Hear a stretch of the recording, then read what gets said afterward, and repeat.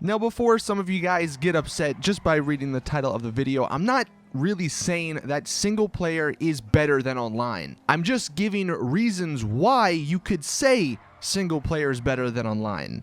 I could also make a video showing 10 reasons why GTA Online is better than single player. So I really hope there's not a fight or something in the comment section. What I've been doing lately is actually playing single player a little bit more, and you sort of see some things and you sort of remember some things that made the game so much better. And I wanted to just bring those back up again because I'm not too sure how many people go back and actually play single player. I mean, for most of us, it's probably been about 4 years since we've touched it because that's when the game first came out. And if you're like me, you played it, you got through it, and then you just played online. I know some people out there, strictly play single player, and some people go back every now and then to replay the story, but I would say for most of us, we played it once and then forgot it. So what these 10 reasons are, these are really in no particular order, but the first one is probably my favorite, and they somewhat brought this into online, but really it doesn't, it's so unlikely to happen that it really doesn't matter. But in single player, one of my favorite parts about it is that you can get busted by the police.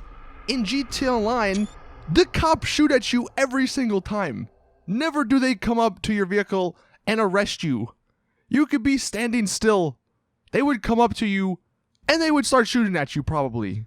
That's what I really hate about the cops in the game. I mean, there's a number of problems, but that's probably my number one most hated feature about them. They don't really act like cops, and it's kind of unrealistic. And I know it's a video game and all that, but it would be kind of nice if they busted you every now and then, because let's say you are role-playing, for instance, and I know not many people do that, but if you are role-playing and there are cops coming after you, well, it wouldn't make sense that you would just start a shootout with a cop.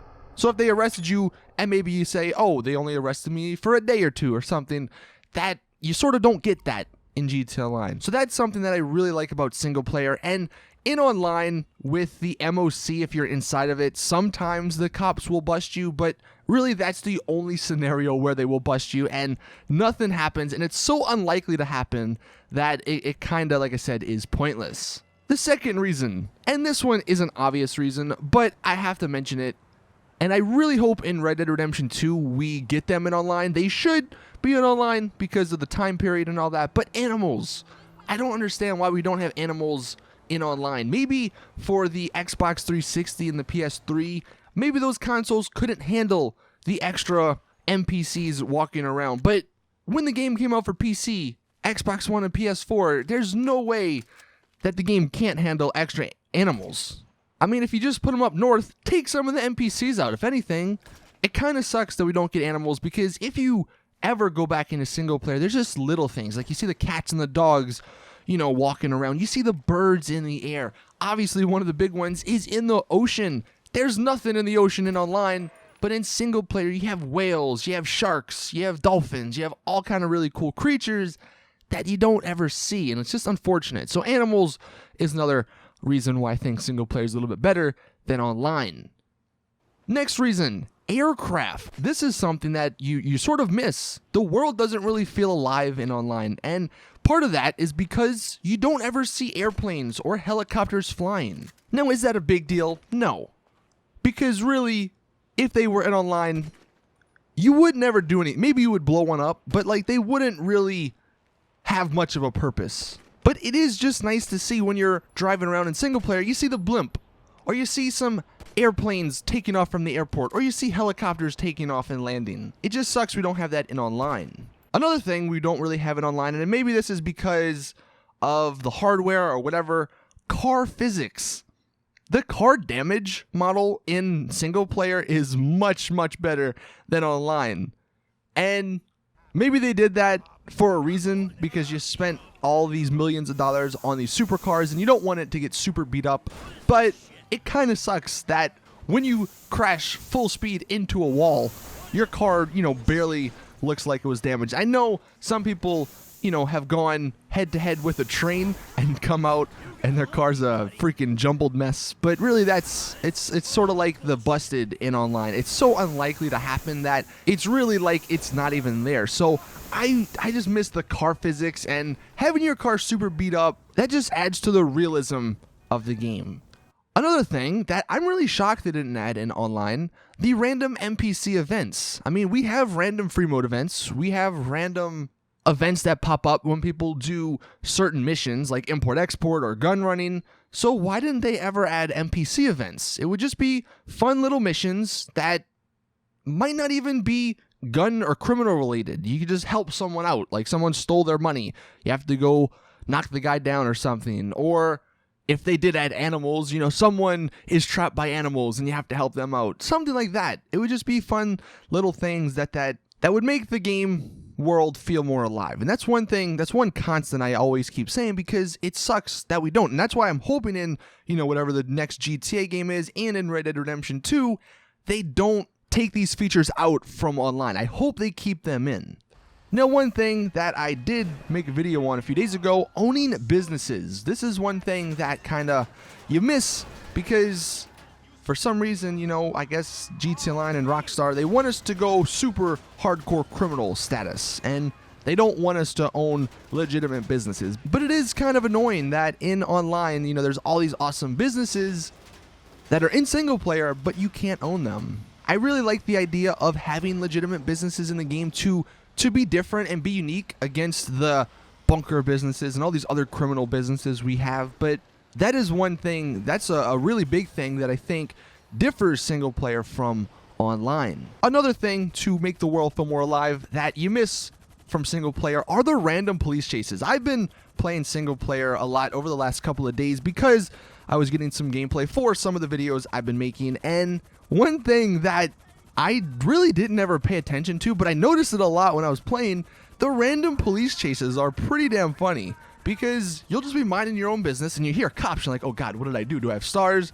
But then some idiot comes flying past you and he's got like 2 or 3 cop cars behind him. And then the cop's trying to pit him and it doesn't work, and the cop spins out and then the guy takes off, and then it's just a pretty funny little event that doesn't mean much. I don't even think you can help, because if you do help, I'm sure the cops would kill you. But it's just one of those things that it's like, oh, okay, I'm not the only person that ever gets cops on me. Other NPCs do as well.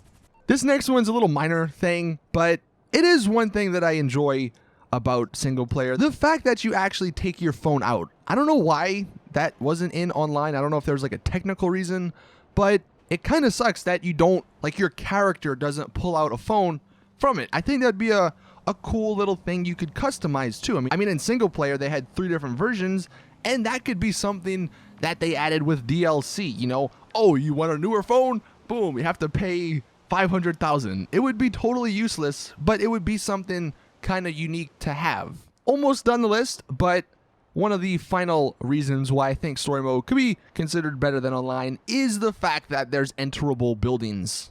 By now, most people should know how many interiors we have in online that we can't actually go into. And in single player, for the most part, you can go into most of them, and that's sort of unfortunate. Again, I don't know if that was for technical reasons, but a lot of this stuff should have changed or should have been fixed, I guess, when the Xbox One, PS4, and PC editions came out. You would think at least. But enterable buildings, we've been saying for the longest we want that. But that is definitely one of the reasons why I like single player. And then the final one, I don't know if there's like evidence behind this, but I just feel like there is a bigger variety in vehicles that are driven by NPCs around the city. One thing I just never understood why they didn't add it to the game. When a new DLC comes out, why don't NPC cars drive those new DLC cars? If they're worried about people stealing them and then bringing them into their garage, they could make them too hot to own, like they do with a lot of the other super and sport cars in the game, the original ones. But it would be nice to see an NPC driving a Nero, or a Massacro, or a Jester, or any of the other supercars, or sport cars, or bikes, or any of the vehicles that are in the game. Why don't the military every now and then use an insurgent? I don't believe those examples are actually implemented in single player, but you do get more variety and you actually get more vehicles, which is kind of nice. I mean, I think, again, the reason they didn't add a lot of vehicles, a lot of traffic in online is because of the technical limitations. So I'm kind of fine with that aspect, but give us some variety. Where are the other vehicles? You know, it does kind of suck after 4 years. You see the same cars over and over and over again when they've added like 200 to 300 more in DLC. But anyway, that is my list, my 10 reasons why I think story mode is a little bit better or could be considered better than GTA Online. Let me know your thoughts in the comment section. Obviously, like I did mention at the beginning, I don't want this to become a single player versus online, you know, battle. Both have their pros, both have their cons. If you like one or the other, that's perfectly fine. I'm just giving some reasons why. I just wanted to make this video because I've been seeing some of these things and missing them in online since I've been playing in single player a little bit more over the last couple of days. But anyway, thank you all for watching. Please drop the video a like if you did enjoy, subscribe for more awesome GTA content, and as always, I'll see you guys in the next one.